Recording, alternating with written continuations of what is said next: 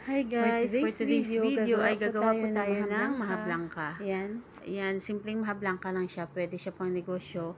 At affordable lang siya. Unting kapital lang. Pwede na siyang pang negosyo. Kaya, ayan guys. Ayun.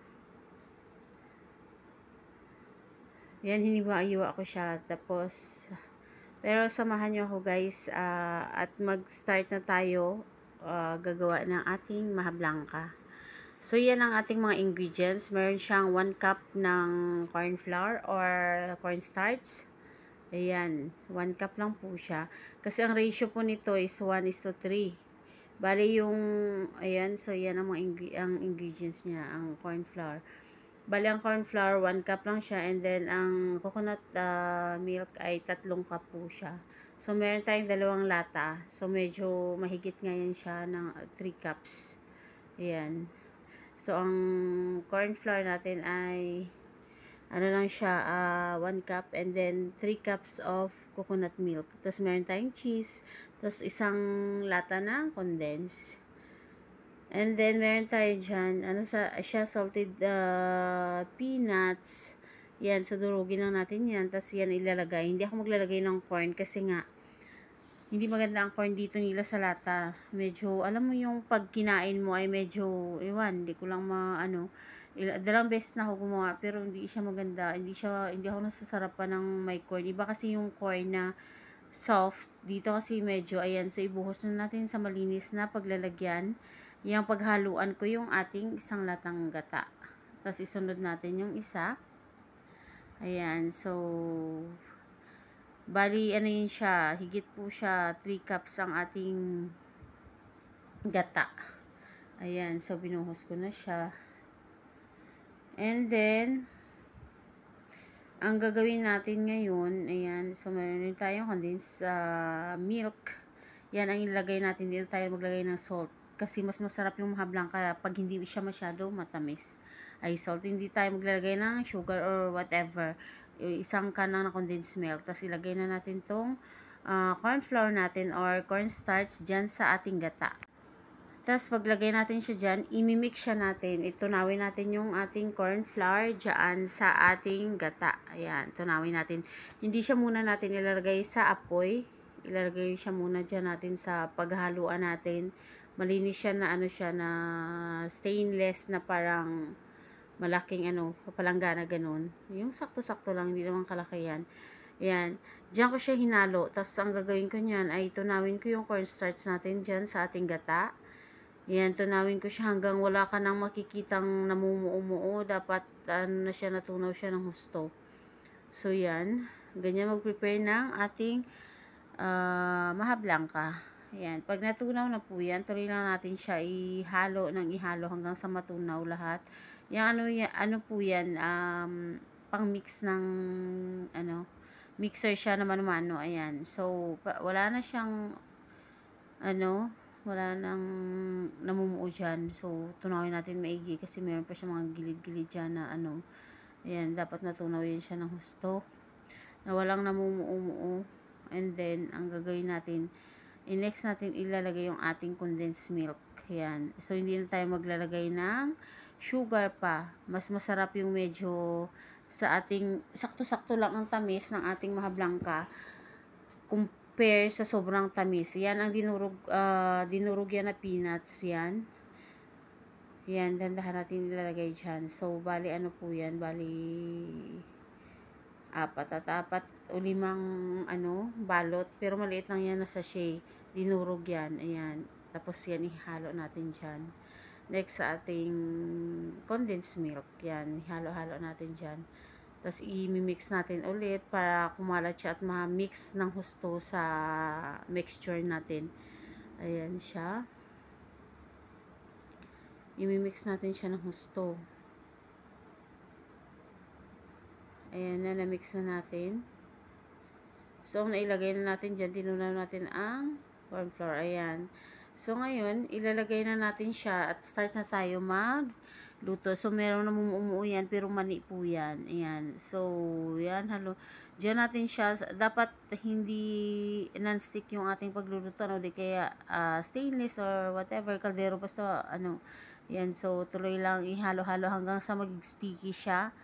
Yan, nakakapagod po maggawa ng maha blanca, pero pag natapos naman, sulit naman siya pag natikman mo na ang lasa.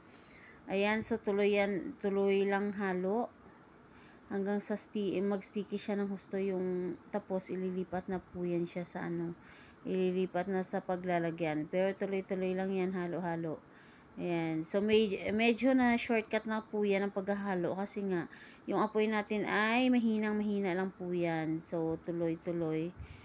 Yan. So, una akong naghalo-halo niyan and then sumunod, dumating si Helen kaya nagpatulong ako sa kanya kasi nakakapagod din maghalo-halo niyan. From watery pa siya until yan, nag-sticky na siya. So, ganyan gumawa guys ng maha blanca. Ang maha blanca, masarap siya pero medyo kakapagod siya gawin. Madali lang siya gawin pero nakakapagod lang sa paghahalo. Yan, ilipat pa namin siya sa mas unti ang apoy, mas maliit ang apoy dyan. Ayan, so tuloy ang paghahalo ni Helen. Hanggang sa medyo, medyo, ang pagka-sticky niya ay sobrang lapot na siya.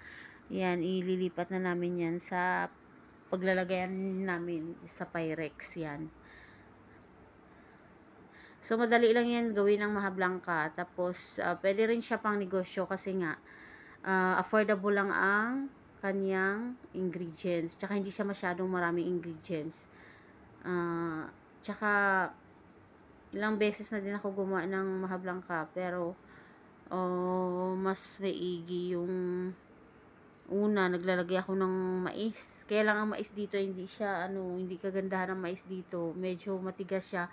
Tapos alam mo yung kahit sa can siya, hindi siya soft. Tapos, siya yung pag nagnguya ka, pagka gumawa ka ng maha blanca, pag nagnguya ka ng maha blanca, tapos mais, alam mo yung, pati yung balat, parang, hindi siya kagandahan, kaya, naisip ko hindi na ako maglagay ng mais, kaya yan, mani na lang nilagay ko. Actually, nasasarapan naman talaga ako sa maha blanca, pagka nilagay ay mani, kasi naalala ko, nung elementary ako, lagi ako bumibili nito. May tinda sa kantin namin ng ganyan. Nasasarapan ako sa maha blanca. Mostly, ang ginagamit nila ay mani lang. Hindi naglalagay ng mais. Ewan ko lang sa ibang lugar. Naglalagay din naman ng mais. Pero, ang namulatan ko talaga ng maha blanca ay mani ang nilalagay. So, mas nasasarapan ako sa simpleng ingredients lang compare sa may mais pa. Ayan. So, dahil nga, yung flour natin ay gawa na nga siya sa mais, siguro much better na lang talaga. Sadyang, hindi siya haluan ng mais. Okay lang din haluan ng mais, pag mais sa Pilipinas na soft. Pero dito kasi ang mga, corn, dito nila, hindi ako nasasarapan pag ihalo siya sa maha blanca. Kaya, naisipan ko gumawa ng maha blanca, na ang halo ay mani, hindi yung corn. Yan. Ayan, so lalagyan pa yan natin mamaya. Pag sobrang sticky na siya, ang gagawin natin dyan mamaya, ilipat natin sa Pyrex, tapos lagyan natin, pag nailagay na natin at na-flat na natin, ay lalagyan natin yan ng grated cheese sa ibabaw. So, malapot na siya, pwede na yan, pero mas maigi pa yung malapot na malapot talaga. Kaya tuloy pa hinahalo namin, ayan. So, ang hinalo lang natin dyan guys ay mais, mani. Hindi na tayo naghalo ng mais. Ayan, kasi na-try ko na, hindi masarap ang mais dito, hindi siya soft. Unlike sa Pilipinas na mga corn kernel ay soft. Dito kasi hindi ko siya, parang bagay lang siya sa pang salad, sa vegetable salad, ganun.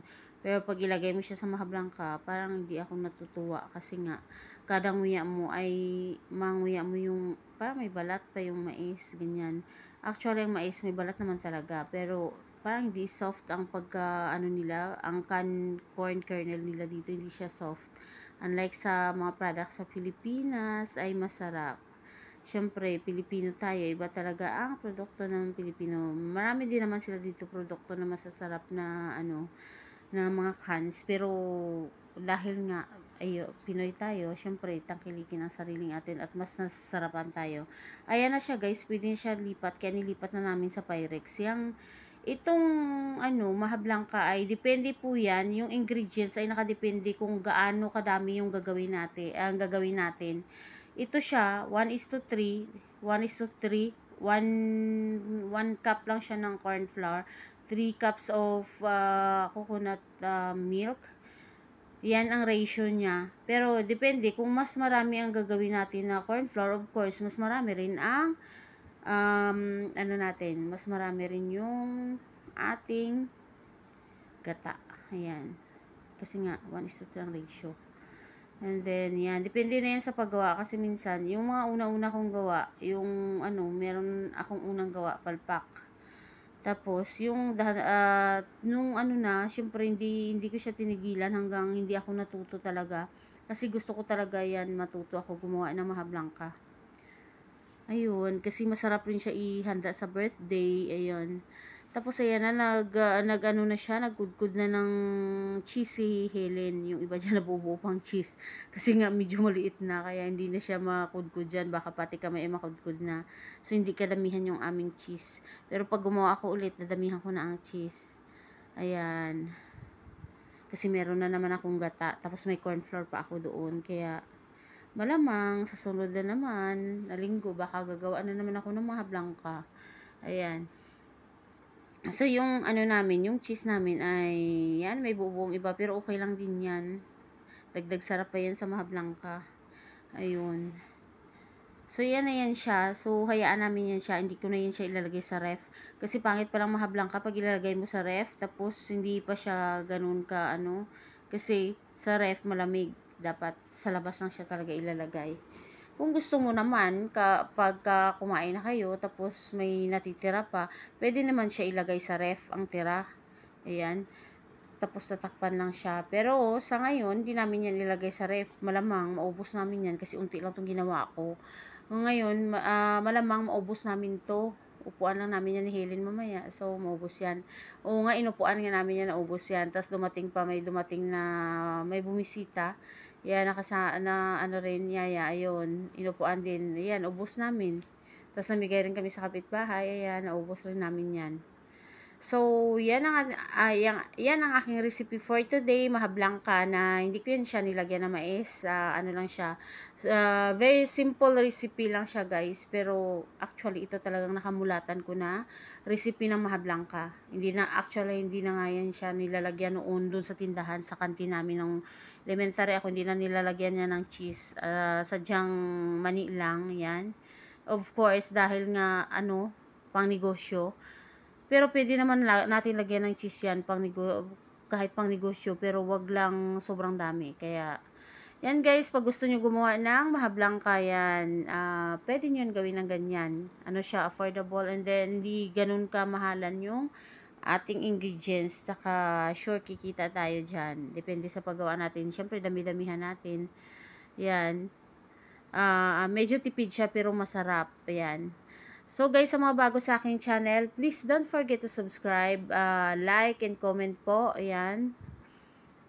Tsaka para updated kayo sa next vlog ko, pwede nyo po hit the notification bell, choose all po, para updated kayo sa next vlog ko. Yan, mega love shoutout to all, and thank you so much for watching.